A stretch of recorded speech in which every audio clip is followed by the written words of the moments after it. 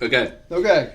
Michael Dirda is a writer and senior editor for the Washington Post Book World. Now, I'm reading this because we're going to be talking about it. I'm reading this biography off the dust jacket of readings, essays, and literary entertainments published in 2000. Yeah. So you're going to have to update me if Well, it was 20 years ago. Okay, so for 3 years he was a board member of the National Book Critics Circle. His essays and reviews have appeared in numerous publications. In 1993, Dirda received the Pulitzer Prize for Distinguished Criticism. Welcome to the Bibliophile. Thank you, Nigel, for inviting me to be here. Okay. Is there anything you'd like to add to that? I could say that I've now been working for the Post in some fashion for the last 42 years. I started writing for them in 1977. Mm-hmm. I was hired as an assistant editor in 1978 and worked there pretty much as an editor, not so much as a writer, becoming the deputy editor for a good decade. We're concentrating my efforts on building up Book World as a book section to rival the New York Times Book Review. That's when it was standalone, right? Yeah, it was a pull-out section of 16 pages. We had lots of different features, wonderful interviews over the years. And I was part of that. It was a great period to be in journalism because it was just after Watergate. The Washington Post was riding high. I sometimes think it's sort of charming that I started at the paper when the movie of All the President's Men came out, and I'm still working here, although starting to wind down a bit, when this more recent movie, The Post, about the Pentagon Papers, has appeared. So both equally fine movies, by the way. Interesting portraits of people I knew. We were chatting a little bit about film on the way up here, but I made a decision when I was in graduate school not to become a film critic, but to become a book critic. I toyed with the idea. I used to go to a lot of movies, and I'm pretty knowledgeable about movies up to about the mid-1970s. In fact, I used to occasionally go to films with Terry Rafferty, who became a film critic for The New Yorker for a while and still writes a lot about film and culture and books. Mm-hmm. But then I switched to books and never really thought about movies again. And so I've probably seen 20 movies in the last 25 years. Oh, goodness. Okay. But yeah, that's because you are probably the best read critic I can think of. And you read slowly. Those things don't typically go together. Well, about being the best read, Michael Kinsley said I was the best read person in America, but I didn't rub it in. There are, in fact, lots of wonderfully read people, and some you've interviewed. Alberto Mangal, a friend of mine, is amazingly well read. George Steiner. There are other people too, but you must spend a lot of time during the day reading every single day. Well, I figure it's my job. You get paid for it. Yeah, I've been lucky. I found a way to make a living, support a family, do what I like.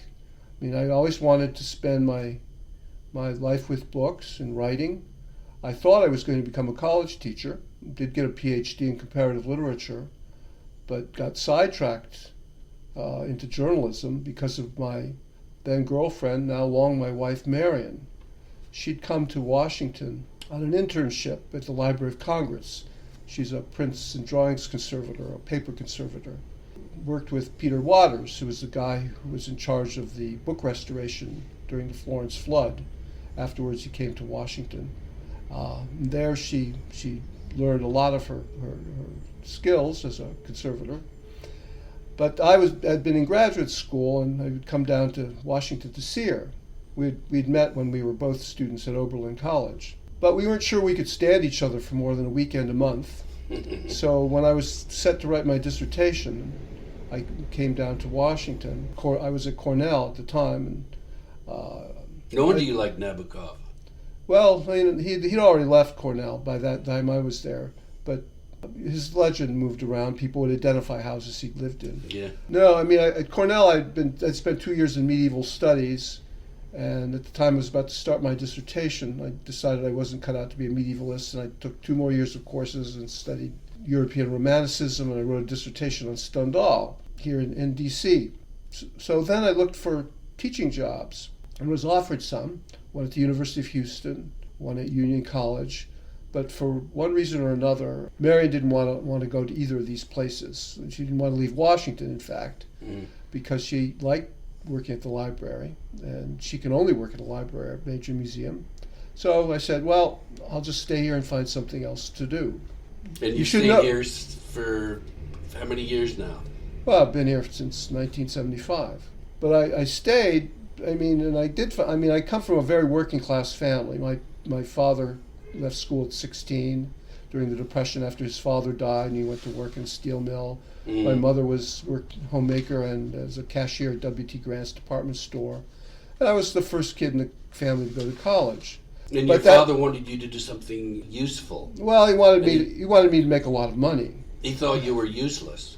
Well, yeah, I was supposed to be smart, but I was interested in books instead of things that would essentially bring in a lot of cash.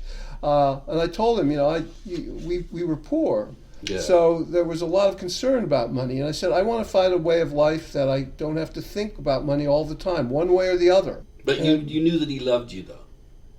Well, yes, I did.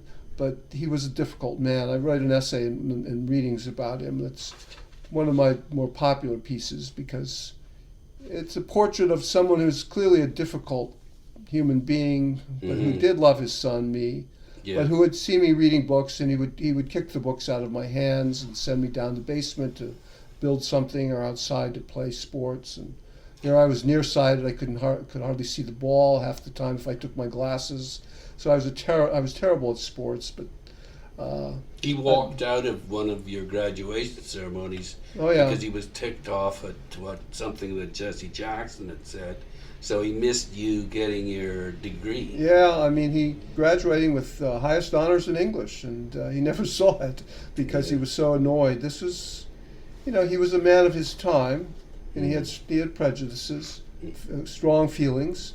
And Jesse Jackson, this is 1970 when I graduated from Oberlin, a time of great stress and trauma in the nation. And so emotions ran high. Anyway, I came to Washington, decided to stay here because of Marion, looked around for work, and I worked as a translator for a bit for Berlitz and various other people. I translated History of an Order of Nuns called the Religious of the Eucharist, who had their convent not far from here. And eventually became a technical writer for a computer company, but really didn't know what I was doing. Because of the love of a woman. Well, yeah, that's pretty that's important. Life. It's pretty important. It's what happens. It's true love, that's what that is. Yes, but I remember working for a scientific time-sharing corporation on financial planning systems for banks. And I've always thought I was responsible for the savings and loan crisis of the 80s because I was writing these manuals and really didn't understand the computer language APL very well and didn't understand anything about banking. I know you were involved in much more these sorts of financial trade and banking sorts of business than I ever was. I was not good at it. I never was involved in any banking. Well, not banking, but some. You were involved with business, numbers. I've never been good with numbers. I never took any math after 10th grade. But what you are is you're my favorite kind of critic, and there's so few of you around. You speak to me as the reader. But you also, and you provide great evaluative feedback on content, as well as ideas and advice for me, the collector. So who else does that? Well, I think all what you say I think is true. I do try to write for ordinary people. I hate critics who sound condescending or superior. Not to say that I don't sometimes use reasonably sophisticated language, but I try to make things plain and clear. I do want to communicate with people. And what I want to communicate is my affection, enthusiasm for books. Mm-hmm. I want people, when they've read a piece by me, say, well, I want to go out and read that book. You identify what you love, and then you explain why. St. Augustine, he said, all criticism has to start with love. And that's where I start. Some critics start with anger or resentment or hate or try to just prove how smart they are. It seemed to me, I've always, having grown up on Westerns where the quiet sort of guy who never tries to assert himself is actually the fastest gun in town, is the sort of model that I've always admired. So I try not to be flashy, but if I have to, I can draw on all kinds of knowledge and material. Who else? Who else does this? Does or did? Well, for me, I learned from different kinds of critics. When I was in college at Oberlin, the first critics that well, even before then, we go back to my childhood, I happened to discover, actually I tell a story about stealing, in a sense, a copy of Clifton Fadiman's Lifetime Reading Plan. And I later read that book. And I love that book. And I read Fadiman's essays. He wrote a lot of essays, Party of One was a selected one. He became, over time, sort of the representative middle-brow critic. He worked for the Book of the Month Club.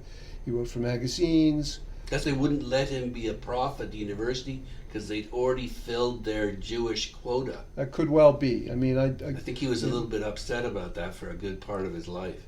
Well, that was certainly the time, although in later life he kind of suppressed his Jewish background, at least according to Anne Fadiman's memoir of her father. Yeah.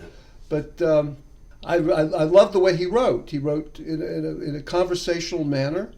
He wrote with ease and clarity and wit, and he's funny. That kind of was a model for me as a kid.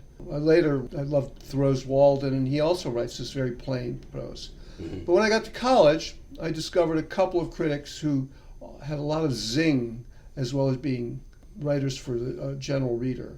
One was the poet Randall Jarell, who was, as a critic, brilliant and scathing and very funny.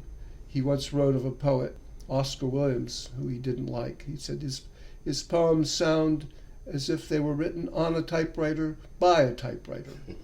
And he would toss these things off, and he was incredibly mean. I'm not mean, but I loved the wit he brought to it. Then I also discovered Ezra Pound, his literary essays and the ABC of reading. You know, Pound is a controversial figure, particularly later in life, but these earlier works where he talked about the importance of knowing books from the past that were foundational, that were models, templates for all kinds of later forms. And his ideal was, you read the earliest example of something because it's the one that provided the model that people would go on to. Mm-hmm. After that, I had two other critics that were important to me who weren't particularly journalistic, but they taught me how to read well. One was, the more important of the two for me, was William Empson, whose 7 Types of Ambiguity would tease out all the possible meanings of a line of poetry. Does you love his poems? Yeah, I wrote my undergraduate thesis on his poetry. He was a wonderful poet, much influenced the poets in England called the Movement, of which Philip Larkin is probably the best known member. Clive James has just written a book, I think that was his last book, on Larkin, wasn't it? Yeah, Clive James is, again, a later critic who I admire as well. Mm-hmm. But Empson was brilliant, and his poetry, they're often love poems with metaphysical conceits using modern physics and science, but there's one, begins, slowly the poison, the whole bloodstream fills, the waste remains and kills. Or there's one, it's a villanelle, and repeats these lines. Your chemic beauty burned my muscles through, poise of my hands reminded me of you. My heart pumps yet the poison draft of you.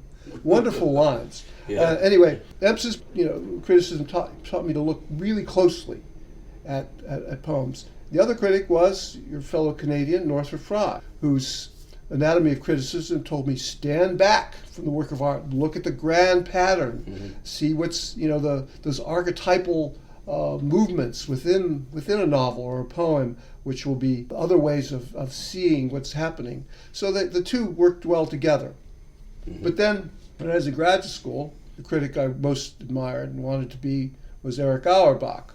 But you had to be one of these incredibly learned German Jewish scholars who'd gone to school learning everything about theology and law and philosophy, as well as literature. And I realized that I was never going to be learned enough to do that. But to become a journalist, when I got started, my models were figures like Edmund Wilson, Cyril Connolly in England, some of the people who wrote for The New Yorker, like Janet Flanner, who had a kind of, they brought personality to what they wrote, but they also brought great learning and great wit, and I aspired to that. But I don't think they bring in the actual physical book and the idea of acquiring them to the degree that you do, which is what I find so appealing about what you do. Who does that? Miguel does some. He's talked about his library of like 40,000 books. He's obviously, but he doesn't talk too much about collecting them. No. I also am a book collector, and and so some of my essays and some of my books talk about the pleasure of finding odd books, discovering them in bookshops. I do have friends who are collectors and who write well. There's a guy in England I'm very fond of, I wrote recently about, named Mark Valentine. Especially interested in what we think of as supernatural literature, ghost stories, figures like Arthur Machen. But his tastes are extend to aesthetes and decadence of the 1890s and later. But most of his essays start off with him in a bookshop discovering a book or discovering an author, and he writes about them with great flair and wit and love.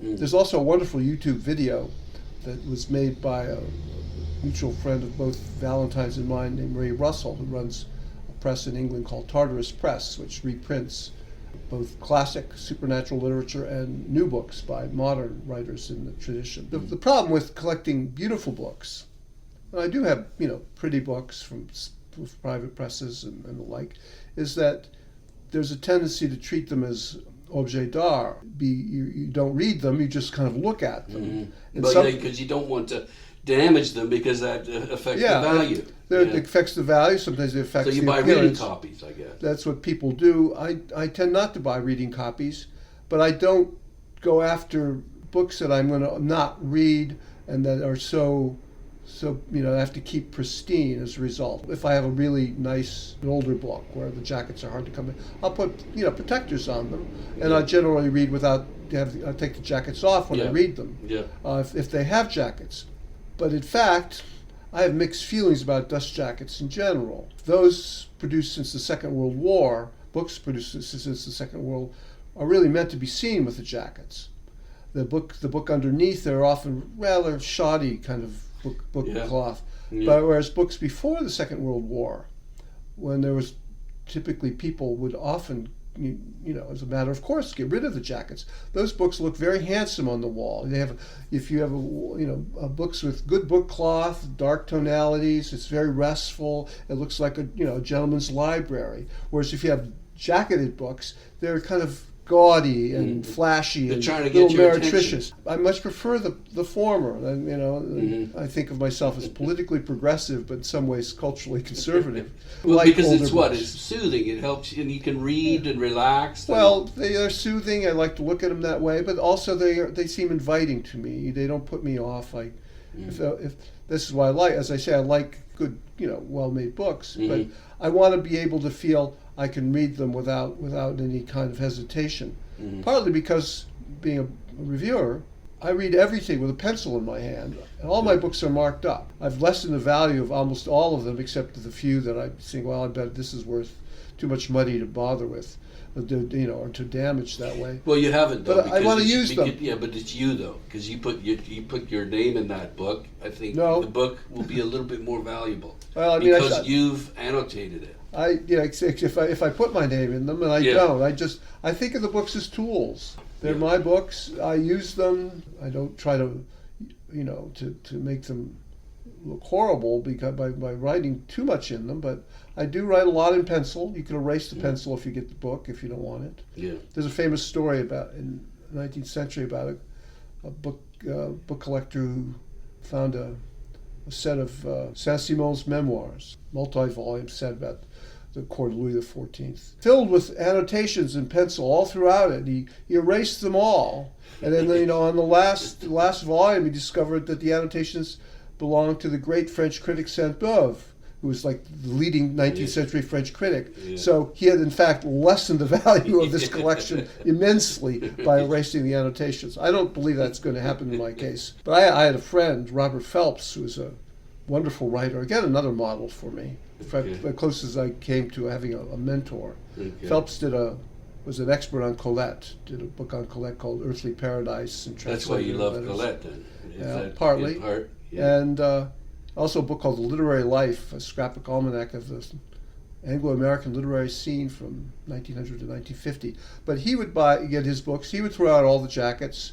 In fact, he would cut out the pictures of the writers. And he had a scrapbook of writers' faces. And he would write in his books in ink. And he had rare books. He even had the famous book of poems Auden's first book of poems was printed in the 1930s by Stephen Spender on some little press, of which there are like 40 copies. And he had his, and it's all annotated in ink. And I admire that. I couldn't do it myself, and it's something as rare as that. But Robert used to say, "Oh, these are my books. I don't really care what happens to them later." And I inherited a number of them after his death. He was a wonderful writer. Now, speaking of just prior to the Second World War, and we're talking about your book, Readings, published by the University of Indiana Press. Yeah. I thought that was intriguing. Well, you have to remember, this was my first book. Well, actually, in some ways, the second book. I did do a little book before that for the Book of the Month Club called Caring for Your Books. Mm-hmm. Because my wife being a conservator, and we had lots of friends who were book conservators and calligraphers and so I knew a lot about caring for your books. Mm-hmm. And I wrote this little paperback for the Book of the Month Club, which was a free dividend. Right. But this is my first proper book because there was a wonderful editor at the Indiana University Press who had collected the gardening pieces of a late friend of mine at the Post named Henry Mitchell, who was a wonderful writer, on gardening particularly, but on all sorts of things. Mm-hmm. And he said he liked my pieces too and wanted to do this book, and I said, no, sure. I hadn't thought about publishing them as a book. But after that I've done, 6 or 8 other books of memoirs, essays. And you won the Pulitzer for the Conan Doyle book? No, I won the Pulitzer for my reviews. All my books come after 2000. Pulitzer came in 93. There's a category for criticism where you can submit up to 10 pieces of criticism, essays and reviews for the prize. And I had decided to win it to impress my father. My father, who was as we were saying earlier, a difficult man, and I always thought I was kind of a failure because I hadn't become a millionaire. So I said, I win the Pulitzer Prize and I will impress him. So I was nominated for that category by the paper 3 years in a row, and the third time I won. But of course, as these things go, my father had died 6 months earlier, so he never saw me win the Pulitzer Prize. However, my mother was still alive, and she was alive till 2 or 3 years ago. She died just short of 94. My mother's really was a wonderful woman, very sort of peasant virtues and attitudes, believed strongly in the balance of the universe, the yin and the yang, the Tao. That is, if something good happened to you, that meant something bad was going to happen to you or your family, or something bad happened, something good was going to, everything would balance out. And so you're having your father was bad, and this was balancing it out. Well, or was she getting nervous about what was going to happen bad to balance? Well, out no, that was aside from this. What was really much more mundane. I call her up and to tell her that I say, Mom, I won the Pulitzer Prize. And there's a long pause on the phone. And then she says, well, I guess there's no point in going to bingo tonight. This is absolutely true. She knew she couldn't win. So anyway, I did win the Pulitzer Prize, and then that allowed me to write more. I'd been mostly an editor up till then, until I decided to focus on the writing. So after that, I was given 2 days off a week at the Post to write a review or a piece each week. And the other 3 days of the week I worked downtown as an editor assigning books in what you'd call arts and letters, the humanities. And I went on, and I did that till 15 years ago. Let's just get back to prior to the Second World War. Yeah. You're talking about books being particularly the covers specifically being interesting and beautiful. There's an essay in the book, Readings, referencing Clive James, and he references the Phaidon art books of just prior to the Second World War. They're all in black and white because color then comes in and displaces them, but they're beautiful books and they're not expensive. Right. And he's going after them, and they're, as you say, they're objet d'art. And so and this is what I love about that particular essay, is that here's an idea, and you follow up on it, and you can. And so you get them. Yeah, I mean, Clive James was a model of that kind of engaging, writing about all sorts of things, not only books, but he was a collector of sorts. And in this case, these Phaidon books are beautifully done. Are they still? They were scholarly. You still turn them up. You can get them? You can go down to Second Story Books now and probably unearth a couple of, certainly in the warehouse. Yeah. But I bought a number of them because the photography, even though it's black and white, is gorgeous in the way that you think of, some of these wonderful films from the 1930s have that. They play with the shadows and the light. And but why are they gorgeous? And there's because of the quality of the photography, but they're supplemented. And the quality of the printing? The printing, the photographs are very crisp. They're really, because if you don't have color, you work hard to make it convey something of the aspect of a painting. But the other thing that makes them valuable are the texts, the introductions, the commentary by distinguished European scholars who are, often the leading authorities on, Rembrandt or Caravaggio or whoever. Yeah. And then you reference in that article, is it the Harper Torch? Harper Torch books. Yeah, I mean, at different times, you get interested in subjects or you get interested in publishers and you'd like to gather their books. Harper Torch books were famous because they would reprint great classics of academic scholarship, but the more accessible kinds of academic scholarship. Things like Mimesis that was also an Anchor paperback. Yeah, nice, well-made. Yeah, Anchor. Or Curtius's European Literature in the Latin Middle Ages, or the Harper Torch book Histories of Europe. One of my teachers, he'd already retired at Oberlin, Frederick Arts, had written one on the Age of Revolutions for them. But they were for content, right? Yeah, primarily. This is paperbacks, right? Yeah, they're all paperbacks. But another similar company would be Dover Books, particularly if you're interested, as I am, in genre fiction. The great E.F. Blyler, one of the world's, you talk about well-read men, I would imagine that in my experience, E.F. Blyler was the best-read person I've ever met.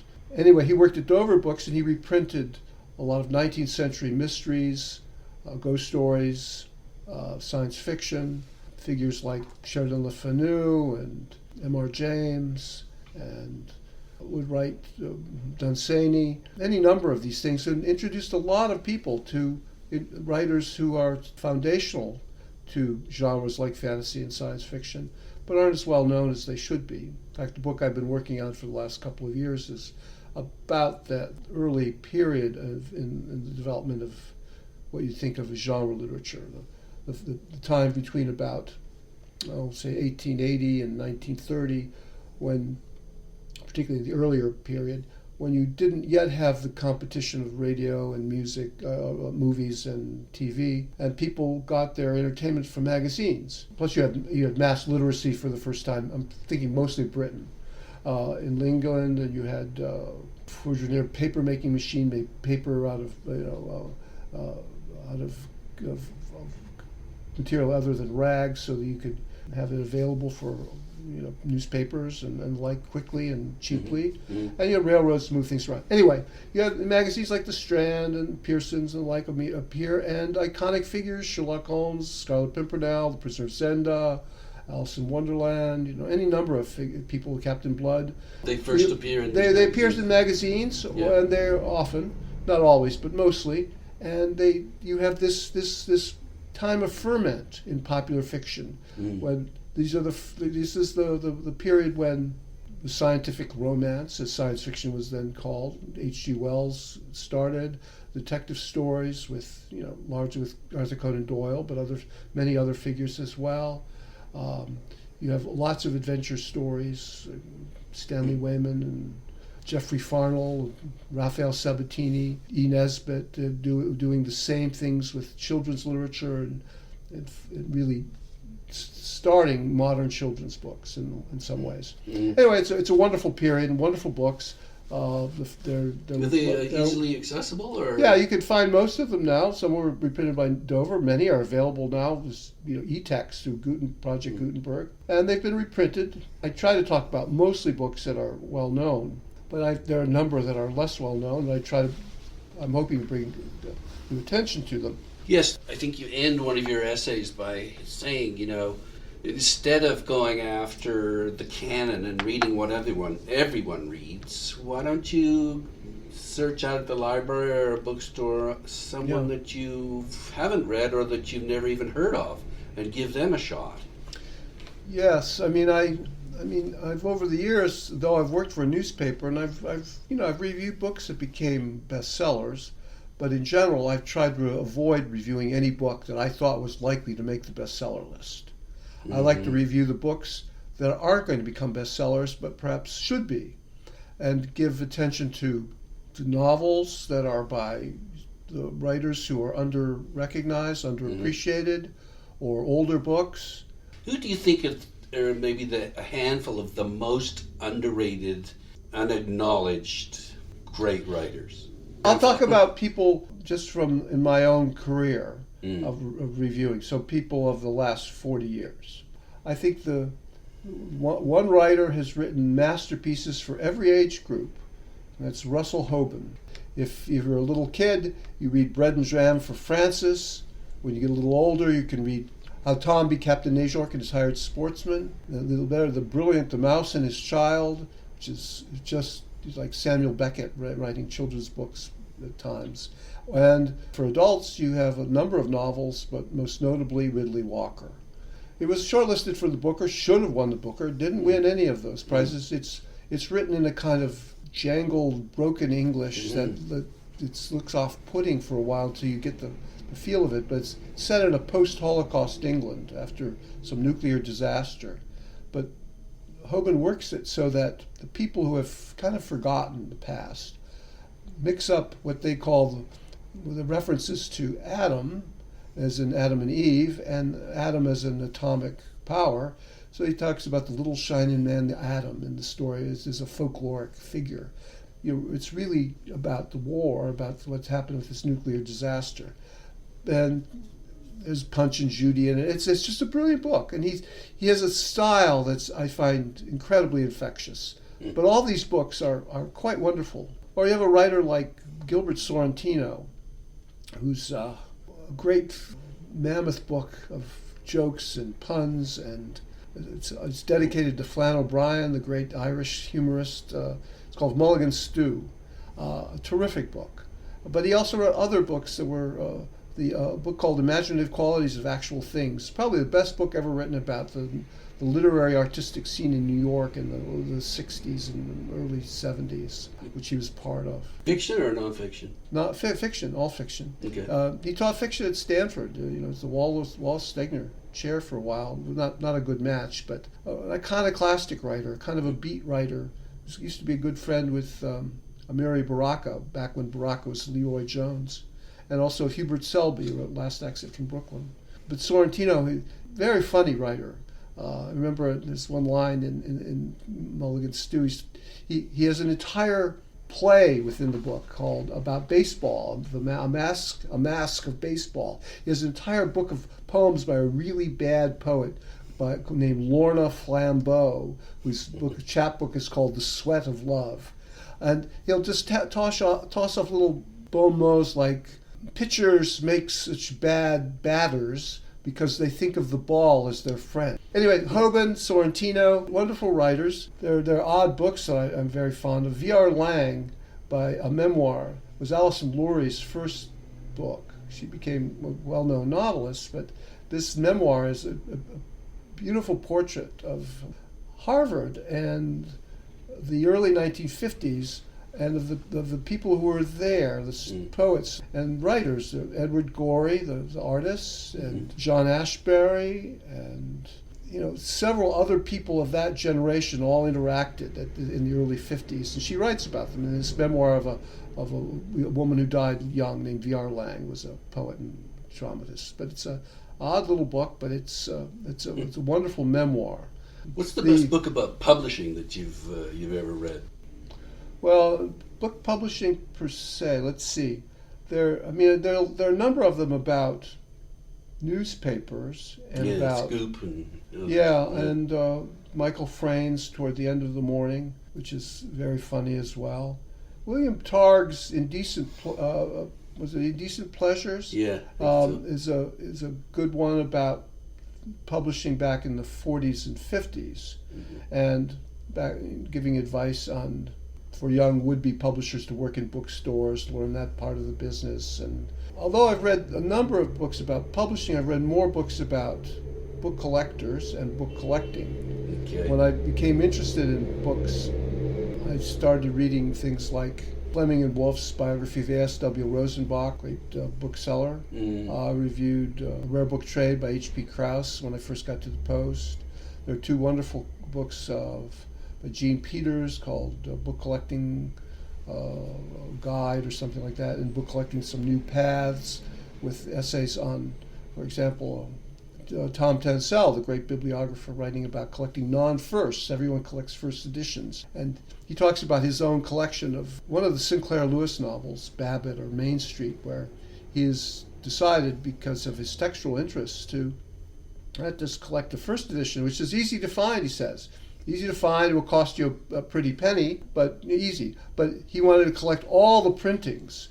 And he said to find, this is before the internet, say the 13th printing of, say, Main Street, you might only pay a quarter for it, but it would take you half a lifetime before you turned it up, maybe. It's exactly the same text, he just wanted the 13th printing. Because there are textual things that happen as books are reprinted, and he's a student of those things. Okay. And you can only see them by having the whole range of the publishing history. But he also wrote a wonderful book about dust jackets and their importance, what they tell us, and the like. I really like Percy Muir's Book Collecting for Every Man, John Carter's ABC of Book Collecting and Taste and Technique in Book Collecting. My old friend Alan Ahern and his late wife Pat Ahern wrote a number of books of guides to collecting, and did a big volume called Collected Books, which was a sequel to Van Allen Bradley's Handbook of Values, which is where people used to go to look up what your first edition of The Wasteland was worth. And I've collected books about books in a desultory way ever since. I mean, I once taught a class on the book arts. I took a Smithsonian course in bookbinding from Tom Albrow, who was then became the head book conservator at the Library of Congress, now in private practice. And so I learned basic bookbinding. I practiced calligraphy for a while, partly because... You sound like William Morris, actually getting in there and doing stuff. Oh, I love William Morris. I'm a great admirer of William Morris for just that reason. But Peter Waters, I mentioned earlier, was in charge of the book restoration of the Florence Flood. His wife, Sheila Waters, was at that time the only member of the Society of Scribes and Illuminators in America.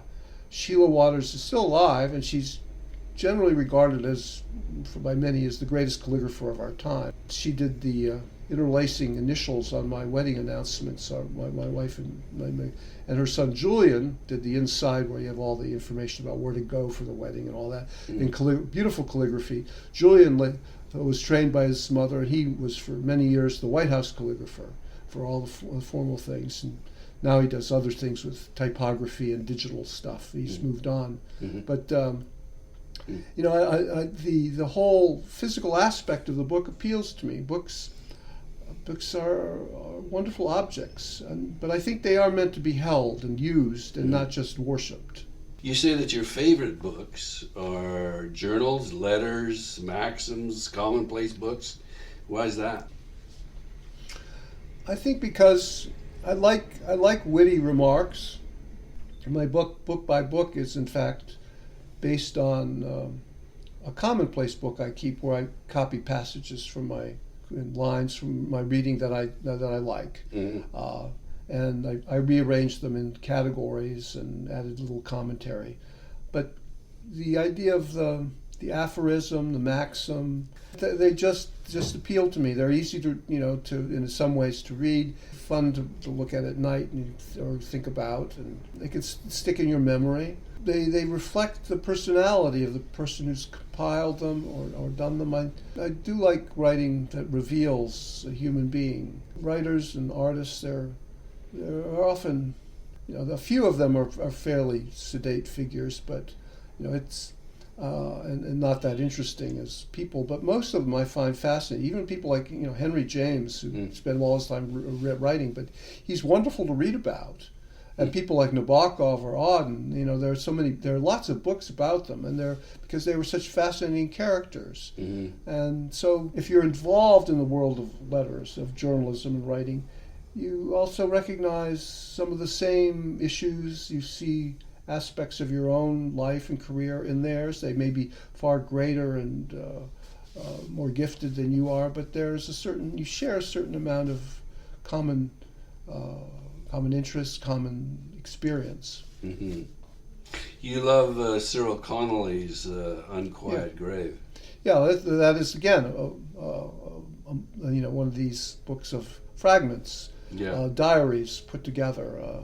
And Connolly, of course, was famous for his wit and his melancholy and self-centeredness. But he famously said, that he was the guy who coined the phrase "a womb with a view." Is what he was looking for. Or the pram in the hallway is the enemy of promise. Because, children is but and he mixes French and Latin, and it's very learned. And since I have a certain strain of that in myself, it's always fun to recognize these quotes. And I wanted to be growing up after I became interested in books, which goes way back, but I wanted to be familiar with the best books of all periods and all countries. I mean, I knew I'd fall short, but I feel now I can read almost anything with a certain amount of understanding, bring a certain amount of contextual knowledge to it. But that was what I wanted. Other people want other things from life, and I don't say that what I wanted was better.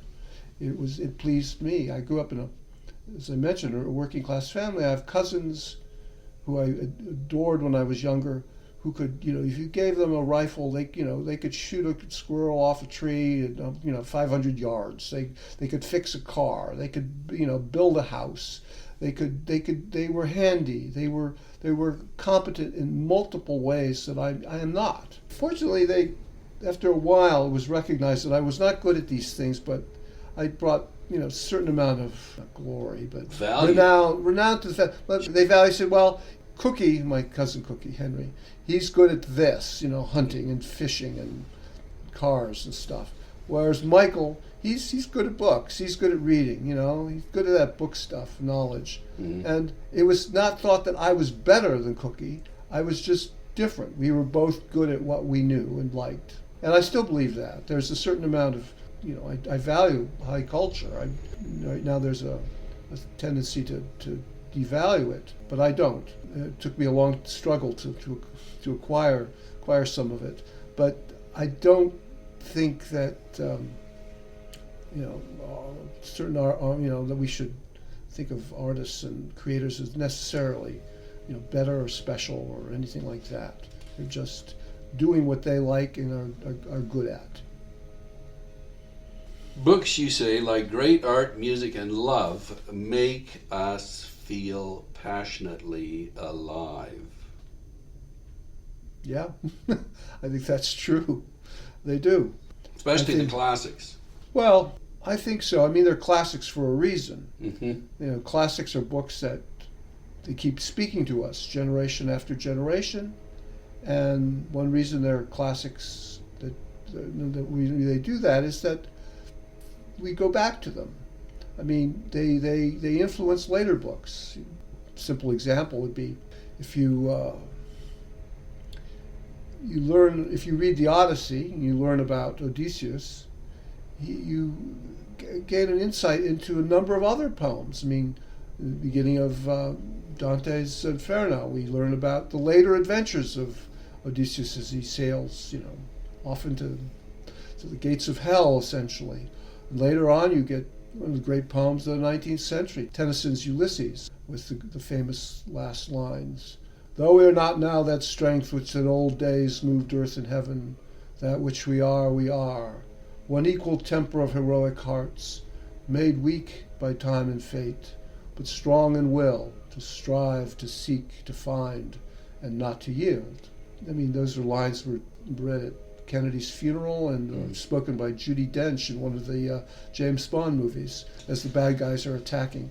Then later, of course, there's Ulysses. Ulysses is modeled after that, and Nikos Kazantzakis wrote the Odyssey, a modern version or a later version, and so you gain a whole series of insights because of your understanding. And if you don't know the Odyssey or you don't know the story of Odysseus, you're going to miss out on what the meaning of these other later books are. The thing is, though, I don't know that you can just sit down and read the Odyssey on your own. Why not? Well, because you miss so much. If you're reading it in a class with a real enthusiastic expert, they can make the reading so much more meaningful for you. Well, I think a good teacher, you can always do that if if you're in tune with him or her. But no, the Odyssey particularly. I mean, the Iliad's a little harder, but the Odyssey is a great adventure story. It's really the first stories I ever knew. My father, who was not a reader, not a book guy at all, he kind of knew the story of some of the adventures of Ulysses, as he called him, not Odysseus. So I heard about the Cyclops and Scylla and Charybdis and For me, it's like a Tarantino movie because it's all about, or a good part of it, is about revenge. The suitors get wiped out toward the end. Don't screw with my wife. Yeah, well, it's certainly like that, or Game of Thrones, or Kill Bill, or kind of the Bride Wore Black kind of thing. The Cornell Woolrich of revenge and mass killings at some points. Although that doesn't really appear till the very end. I mean, no, but it's a build-up. There's tension. Yeah, that's true. It's there with Telemachus and going his mother and all that. My discovery was similar to that, and I've written about the Odyssey and the Iliad for the Barnes and Noble does these issues of classics, and one of their editions has a long introductory essay by me on the Iliad and the Odyssey. Mm-hmm. They use the Samuel Butler translation, which is in prose, and it's very readable. Butler, the guy who believed that the Odyssey was written by a woman. Okay. Mm-hmm. But for me, the great discovery of those, along the lines you mentioned, was the Icelandic sagas. When I got to graduate school, the sagas are, if you can imagine it, spaghetti westerns. Think of Good, the Bad, and the Ugly, set in Iceland with swords. They're fabulous stories. There's one guy in the Njal saga who never smiles except just before he goes into action, into battle. So when you have a little phrase where this guy's going around smiling, that things are about to erupt. At one point, he sees his enemies waiting for him in a frozen river downstream to ambush him, and he puts on essentially a pair of ice skates, and he skates down this frozen river with a sword in each hand into the midst of his enemies and slashes them by surprise. Njal saga, Njal, who's a lawmaker, and his family, big family, dozen kids, and a foster son, they're all trapped by their enemies and burned to death. 40 the burners are called. only the foster son survives, and he seeks legal redress for this atrocity. But the Burners get away with it for complicated reasons. So the second half of the book, he becomes this relentless avenger, and he tracks them down one by one to kill them. And you get all these till the end. Only the leader is left, and he's on his way to meet him and finish his life's work. And he's shipwrecked in winter, and he's freezing to death on the shore. And he crawls to the guy's house, the only abode nearby, and asks for hospitality, which he has to be given. And eventually they're reconciled because Christianity has come to Iceland. That's also a subtext in this. Hospitality is also an important theme of the Odyssey. Yeah. They're thrilling books. Well, that's the great thing about your books, I think, is that you name names. You say, this is a great book, and here's what you should read. For example, The Good Soldier is another. Oh, yeah. This is the saddest story I've ever heard. It begins. I do try to be passionate about things that I think are good. Do you think that's your role, then? Your role is to share your passion? Yeah. And try and encourage people to what? I want people to read beyond the bestseller lists. I want them to try and discover good books that might speak to them more profoundly. Mostly, I think it will give them pleasure. It will, enrich their souls in some way. Make it more fun to be alive and on this earth. Yeah, we want to experience as much as possible in some ways, within certain limits. But books allow us to exceed all kinds of limits. I would really love to have been a professional riverboat gambler. I'd love to have been Maverick, but I just wasn't good enough with cards. But I can't do that. But I can read books about all the things that I would like to have done and haven't done, and get some sense of them. Mm-hmm. So I like adventure stories and true crime and mystery and mysteries, and you can jam all of this into one life. All of these enlarge you in some way. It's also why I think reading is important in terms of the current social and political moment, in that this rise of nationalism that we see around, and this jingoism, which I find quite revolting. I believe that people should aim to become citizens of the world. I'd love to be thought of as a rootless cosmopolitan, as they used to deride the Jews sometimes. That the idea of being aware of other cultures, other civilizations, and appreciative of them, and not just think it's America or Canada or any other country is the be-all and end-all of civilization. I think that's short-sighted. You're cutting yourself off from too many experiences if you only stick with your own country's heritage. So reading and translation is valuable. Yeah, I was in comparative literature in graduate school, not just I wasn't in English, and that was partly because I wanted to read books from all kinds of backgrounds, and so European, German and French were my languages that I knew, and I knew Latin enough to be a medievalist for a while, and I wish I had more flair for languages, but I didn't.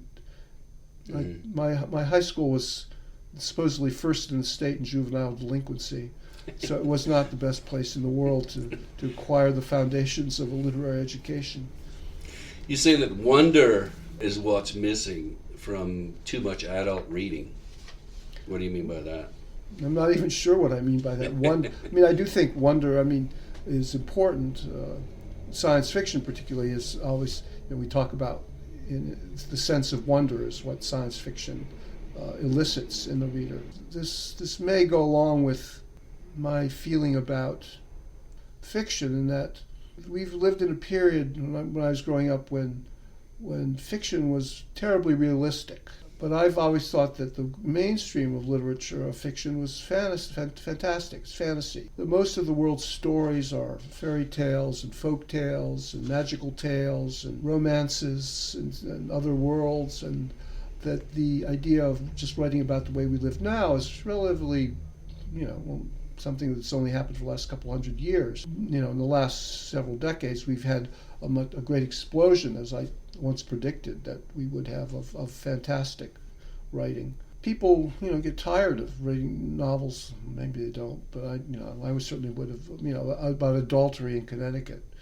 I mean, it's partly the way literary history works. If you have a dominant form, and as I wrote this in 1980 in an essay for The Nation called "The Genre Ghetto," and I said, well, back then, leading up to that period, these realistic adultery in Connecticut kind of novels were the primary form for American literature. But then already we had started having these big meta novels by John Barth and Thomas Pynchon and the like were interrupting that pattern. The saltweed factor, right? Yeah. I love that. Yeah. The new rising generation of writers would revolt against realism and turn to the margins, turn to their uncles and the aunts of literature, and those uncles and aunts being things like crime fiction, science fiction, westerns, certain kinds of fantasy, and they would take their models from those rather than from realist fiction. And so indeed you have, Cormac McCarthy's writing all kinds of westerns, which are amazing books, and Michael Chabon comes out of fantasy, and Jonathan Lethem, and a lot of the people who are our most interesting writers now have connections with or central figures in the genres as well as in our mainstream culture. Anyway.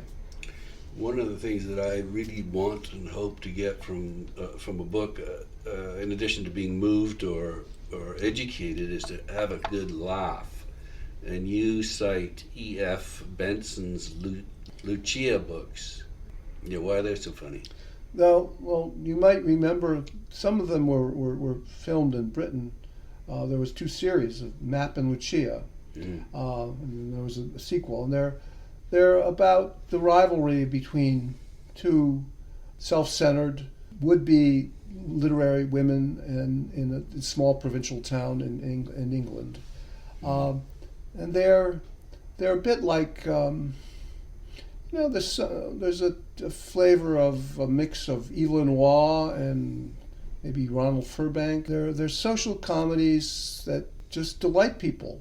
Nancy Mitford and W.H. Auden and many people were fond of them. Benson himself was a remarkable guy as a writer. His father was the Archbishop of Canterbury, and in fact not only Archbishop of Canterbury, but he was the guy who gave Henry James the idea for the turn of the screw. And then the children were all homosexual or never married. Or Benson himself was also a great ghost story writer, arguably the greatest English ghost story writer after M.R. James, and wrote tons of novels of all kinds, some better than others, but the Lucia books and the ghost stories are what remain. His brothers also wrote interesting fantasy and supernatural fiction.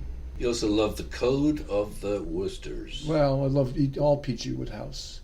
Yeah. We talked about my fondness for aphorisms and and the like. Woodhouse Nuggets by Richard Osborne. Yeah, I mean, there's a collection of just those sorts of things. I mean, Wodehouse could just toss off these similes that were incredibly funny. He drank coffee with the air of a man who regretted it was not hemlock. Yes. And others a little more elaborate that are just really funny. He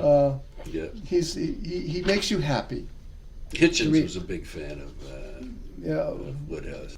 Christopher and Hitchens used to talk about. I once was writing a piece about Woodhouse, and I did ask him what his favorite stories were. Yeah. I remember he was fond of Comrade Bingo, which is about given Hitchens' socialist interests at the time was sort of appropriate. Yeah, he often used the Comrade. Christopher and I met when we both first came to Washington. The only person my friend Robert Phelps told me to look up when I got here, when I was coming down, Marion was already here, was Bernard Knox, who was the director of the Center for Hellenic Studies and was a very famous Greek scholar. Had been at Yale. He'd studied at Cambridge in the 30s, A. Houseman, fought in the Spanish Civil War, where his 2 best friends were Julian Bell, or not Bell and Cornford, John Cornford and Julian Bell, I think, they were both killed. Knox survived, During the Second World War, he was fought behind the lines, organizing partisans in Italy, because he spoke perfect Italian, perfect French, in the way that Englishmen did in those days. He later told me that he was at a conference in the early 50s with classical scholars. A little guy comes running up to him and says, Professor Knox, you probably don't remember me, but you taught me how to blow up trains. He was a wonderful... Anyway, Knox invited me and Marion to dinner, and the other guests were Christopher Hitchens and his first wife, Eleni. And both Marion and Eleni were pregnant with our first children. So we became friends, but we were never very, very close. Just winding down, I want to hit on a few more critics that you admire, and a few more authors. Jack Vance, for example, you think he's the best fantasy sci-fi writer? Yeah, I mean, if you talk to science fiction readers, Jack Vance is a favorite of many. He wrote a lot, but he wrote beautifully about no matter what he wrote about. He has an elegant, ironic style. It reminds me of a little bit of Edward Gibbon or Evelyn Waugh. It's very pure and ironic and funny. His first book, it's called The Dying Earth, established a whole genre, the idea of the sun slowly fading and the earth cultures coming to an end. And his characters all are kind of elegant and world-weary, slightly decadent, and they speak with great punctilio. They're just delicious books, and he's a great master of world building, as they call it in science fiction. That is, he can imagine and create convincing alien civilizations better than anyone. This is just a line of yours here. I have the willpower of a willow branch. Is that true? Do I have the willpower of a willow branch? I said that? You tossed it in somewhere, and it might have had to do with buying books, probably. Well, yeah, probably. In some things, I do have the willpower of a willow branch. I mean, it's hard for me to resist to walk by a used bookshop and not go in. On the other hand, I've been a professional journalist for 40 years, and I meet my deadlines every week. I have deadlines, sometimes every day. So I'm also pretty rigid and hard on myself in that regard. One of your favorite kinds of prose is elegant blarney. Why is that? I don't know. I was probably talking about Flann O'Brien. Or The Best of Miles. That was another. That was one of Flann O'Brien's pen names. His real name was Brian O'Nolan, but he wrote as Miles Nagopaline or Flann O'Brien. Flann O'Brien, he wrote At Swim Two Birds and The Third Policeman and The Dalkey Archive. You recommend those as funny, right? Those are the funny novels. They're uneven, but even a lesser novel like The Dalkey Archive has really interesting ideas. In The Dalkey Archive, we discover that James Joyce didn't die when we thought in like 1941, but that he in fact rejected all his earlier writings. He was still alive, living in Dalkey, and writing tracts for the Catholic Truth Society, and repudiating all his work. But in The Best of Miles, this is a column he wrote for the Irish Times, where he had a number of different characters and themes that reappear. For book collectors, he has a section called Buchhandlung, where the people who are newly rich and want to impress people with their libraries can hire graduate students essentially to come in and take these pristine-looking books and mark them up so they look like they've been read by their owners, to impress people by the learnedness. And there are different levels. You can, if you pay the highest level, you can get little comments as though written by the author with thanks for giving me the idea for Lady Chatterley's Lover, D.H. Lawrence or something. But they're hilarious. And he had a real flair for just spinning out ideas. Or he had a service for shy people who want to shine in society. You would hire escorts who were ventriloquists, who would do both sides of the conversation to make you look good. He was wild, but a famous Irish drunk in the way of many, and very endearing writer. One of your favorite critics that we haven't mentioned yet is Mario Praz. A critic I like, not as much as I like the other people, but he wrote one brilliant book, somewhat superseded in some ways. He's a little heavy-handed at times in his arguments. The Romantic Agony, about the romantic excesses of the 19th century, with chapters, for example, about the influence of the Marquis de Sade on later literature. Chapter's title is called The Shadow of the Divine Marquis.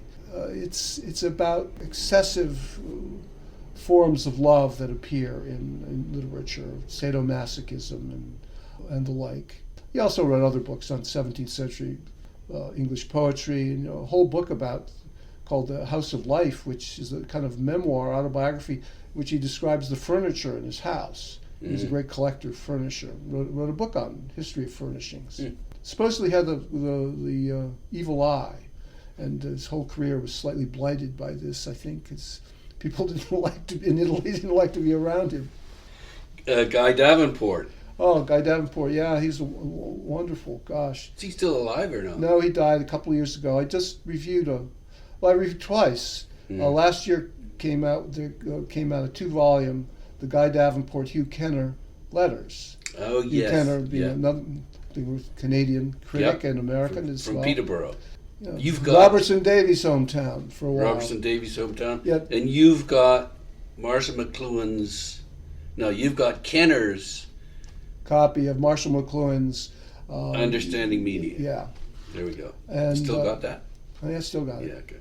And I just wrote an introduction for a new Penguin omnibus of the Deptford trilogy they're coming out with. So I just written about Robertson Davies. So there's another. Sure. But the Kenner Davenport letters are 2 volumes, edited by Edward Burns, brilliant editor, brilliant annotations. Won some editing prize that I saw recently. But I wrote about it first for the Post briefly, because my Post reviews are 975 words, and then National Review asked me to write a longer piece about them. Now, I'm not of conservative bent in terms of politics, but Kenner and Davenport had both written regularly for the National Review, so I thought it would be kind of appropriate to write about them for them. Yeah. So I wrote a long piece, about 3,000 words about them. But they were both brilliant polymaths, and they sparked each other for years. And Pound was their central interest. Pound goes off in so many directions. What is it? The Modern Era, is it? The Kenner's Kenner? book? The Pound Era. The yeah. Pound Era. Yeah. And lots of other books. And Davenport's most famous book is The Geography of the Imagination. Okay. You say that, is it Tatlin, which is its first collection? Those are stories. Oh, those are actually stories of Yes. a story collection. He wrote straight essays Yeah. in several books, but he also wrote short stories, what should we call them, fictions, based on true events, real people that were slightly fictionalized. In Tatlin, I think you have one of the, he talks about the Kafka at the air show in wherever it was, and seeing Louis Blériot and who other people who might have been there. But he also will take philosophical views of Fourier and create sort of experimental fictions which people act out some of the Fourier ideas. The stories I like less well in some ways than the essays, for a number of reasons we don't need to go into. But the essays, the same kind of writing that I talked about earlier that I admire, that's both learned and personal at the same time. And no one was more learned than Davenport, and yet he started off very, poor family in South Carolina, but, went on to go to Duke and Oxford as a Rhodes Scholar and Harvard, and translated ancient Greek, and, taught at the University of Kentucky for years because he could walk to work and didn't drive a car. But I visited him. I spent a day with him once. Okay. He didn't like to have visitors at that point, but we headed off. I came at 10 o'clock, and we talked till 5 o'clock that afternoon about books. Yeah, he was a wonderful guy. Well, speaking of fact and fiction, you reference Goethe, who talks about the tension between the claims of truth in memoir and the need for artistry. but you don't quite trust the form after Bruce Chatwin's The Songlines. Well, yeah, Goethe's autobiography is called Dichtung und Wahrheit, Poetry and Truth, the same idea, design and fact. For me, when I read the Songlines initially came out, it was supposed to be this truthful travel account of Chatwin in Australia. Yeah. And then it was later just revealed that he had made up a lot of the details and elements of it. And for me, this is kind of a betrayal. I think that when you're writing nonfiction, particularly when you're writing autobiography, you have a kind of pact with the reader to tell the truth. That's if it's labeled that way. Tell the truth about what happened. If you start making things up, you're undercutting the whole genre. In general, I'm suspicious of memoirs and autobiographies, having read a lot of them over the years. What's the best one you read? The best autobiography? Rousseau's Confessions. Beautifully written book, astonishing stuff. That's where he tells you to be a good parent, and he abandons his kids. That's Emile. Emile's the book about raising children, on education. Yeah. Rousseau's Confessions has wonderful scenes in it. There's one where he somehow gains the opportunity to have a night with the most famous courtesan in Venice, gorgeous woman, and she comes to him and she's undressing, and he notices a mole or a blemish or a birthmark near her breast, and he sort of draws back with her, and she's offended, and she says, and she puts on back all clothes on, saying, give up women and study mathematics. Lascia le donne e studia la matematica. I just talked about the children in Confessions. I read it, Uh-huh. and you make this point, and it stuck with me, is how little we retain of what we read. Oh, yeah. It's like, okay, I'm sure that line about his children is hypocritical. I thought it was in. It could be. I mean, in there, but just as I say, it's he did abandon his children. He does talk about it. Yeah, and he's a hypocrite. Particularly since he wrote Emile. Yeah. Yeah, but the point is, we read in hopes of retaining some of it, but it's kind of tragic how little we hold on to. Oh, yeah. And in a way it is, and in a way you can reread it and get just as much pleasure. This is one good function of having books in the house as physical books. If you have them on your shelves, you interact with them in day-to-day life. Yeah. You might pick them up, read a page or two, or refresh your memory, or just see them there. Whereas if they're on a Kindle, you don't even see them. They're out of place, out of mind. Yeah. So your memory isn't refreshed by what's in them. But in general, yeah, we do forget things. So you can talk about being well read, but ask you about specific books. There's a very funny line that Woody Allen comes up with about War and Peace, and he tells you, it's about Russia. Yeah, that's true that in some ways, art is only really working on us at the moment we're experiencing it. Yeah, yeah. And you've got to love that you want to go back for that experience. The journey, not the arrival, matters, sort of thing. Yeah. Well, for me, it's happened without my knowing it, that when I was young, I read voraciously all sorts of books, just one book after another. But after I became a reviewer, I don't really feel I've read a book unless I've written about it. Yeah. And so I actually end up writing about most of the things I read in some fashion. It sticks, doesn't it? That makes you go back through a book and collect your thoughts, figure out what you think, make some quotes, and it does help give you a better memory of the book. And also you could all just reread your stuff if you want to and get a sense of that. One reason I read so slowly is because I try to engage as deeply as possible with the text. Well, when you consider how long it's taken them to write it, the least you can do is spend... That's why I'm also such an easygoing critic. I mean, I've often, having written some books myself, but also just knowing how hard it is to write a novel, even an ordinary novel. The snarkiness that one finds sometimes online is so cruel because, most of the time people have tried hard to write the best book they can, and we should... And they played themselves out, haven't they? We should cut them some slack if we can. Yeah. There are times when people write very meretricious books. I wrote once, kind of semi-famous review of Judith Krantz, a popular novelist now somewhat forgotten. Best known for Princess Daisy, but I'd been writing about a lot of scholarly books, and my colleagues asked me to do this novel by her called Dazzle. And it was just a dreadful piece of second-rate schlock. And I like popular fiction as I'm working on it. And it was just, even the sex is boilerplate. But I began the review with a sentence that went something like, I read Judith Krantz's Dazzle in one sitting. I had to. I was afraid I couldn't face picking it up again. And I ended with something like, critics sometimes lament that good trees were felled to produce a certain book. In the case of Dazzle, I even feel bad for the ink and the glue. Something like that. I mean, so there was a Take No Prisoners review. But it was such a bad book, I felt I could do that. Yeah. However, if that had been a first novel by an unknown, I would never have been that mean. No. But it didn't matter. She was going to make $1 million and be a miniseries, whatever. Yeah.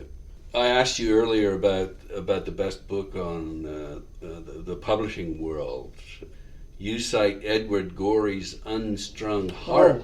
Well, it's not so much about publishing, it's about the writing life. It's about the literary life. The literary life, but yes. You, again, that's something that you flagged. Oh, that's a wonderful book. It's one of his earliest books, possibly his earliest. About a writer who tracks his finishing a novel and going into the city to give it to his publishers and the cocktail parties.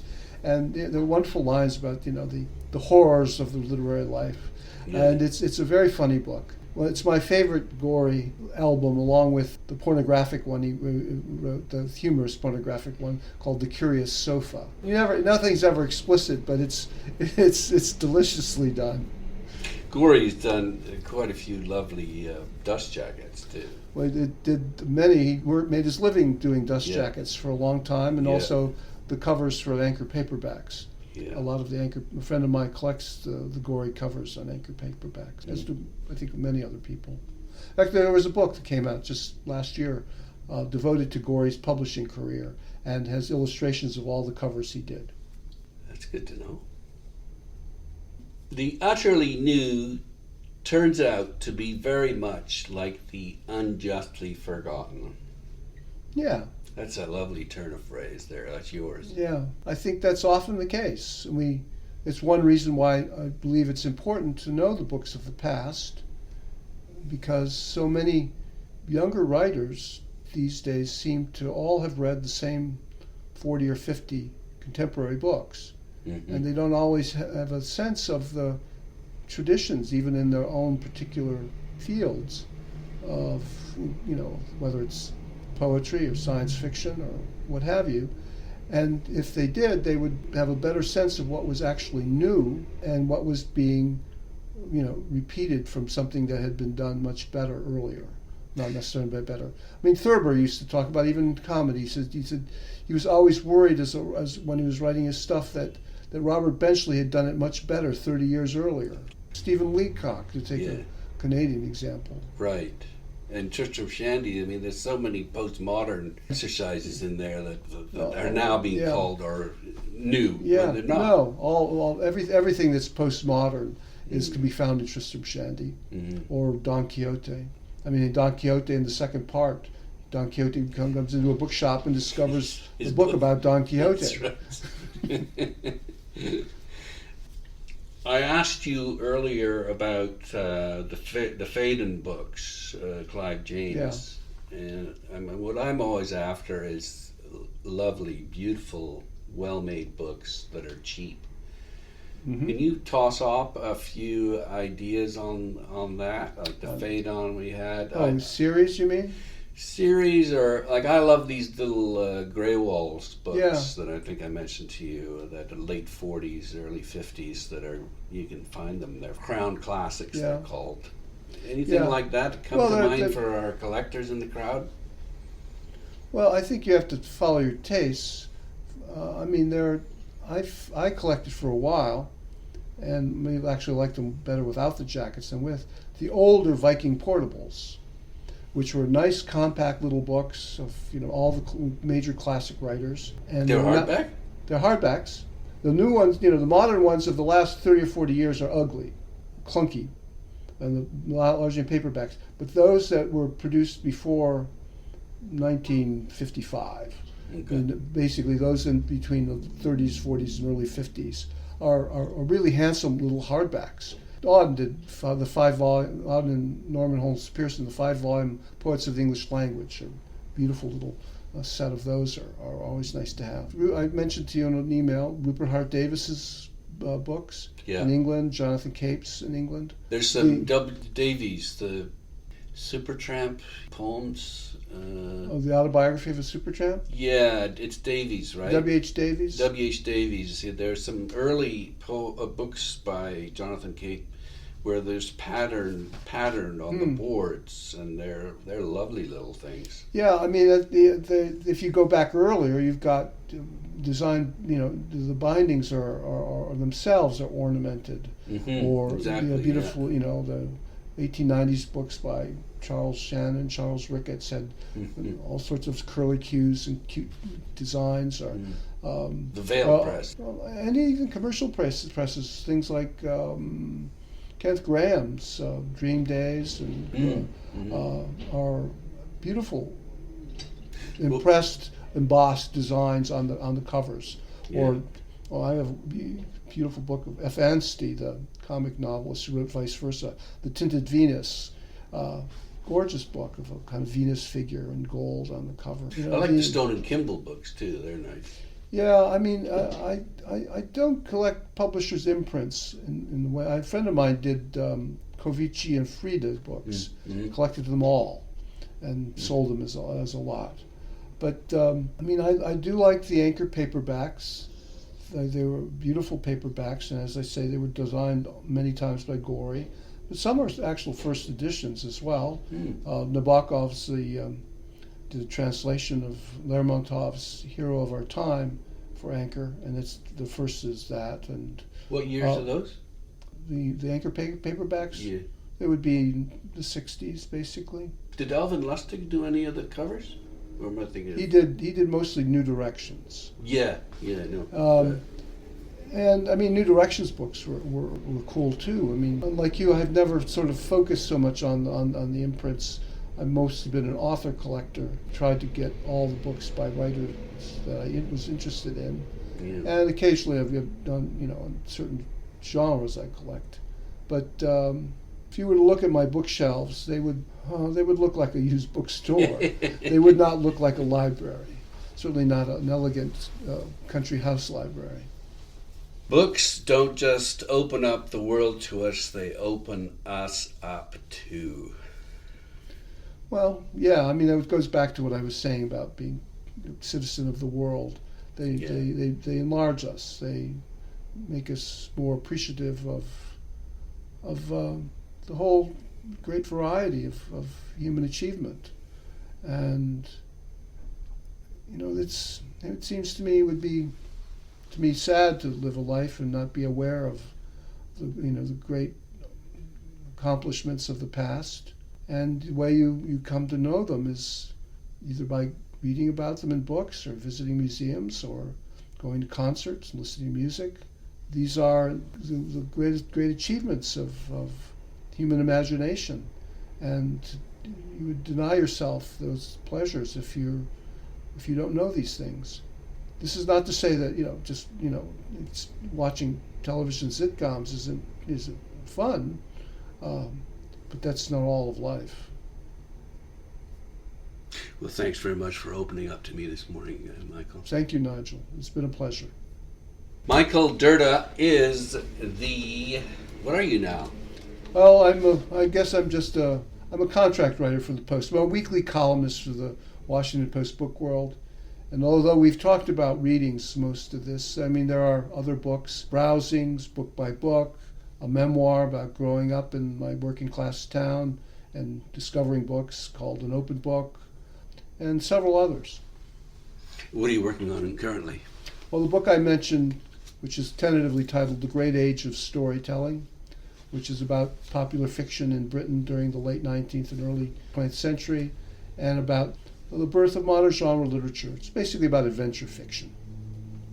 Great, we look forward to that. I look forward to finishing it. Thanks very much.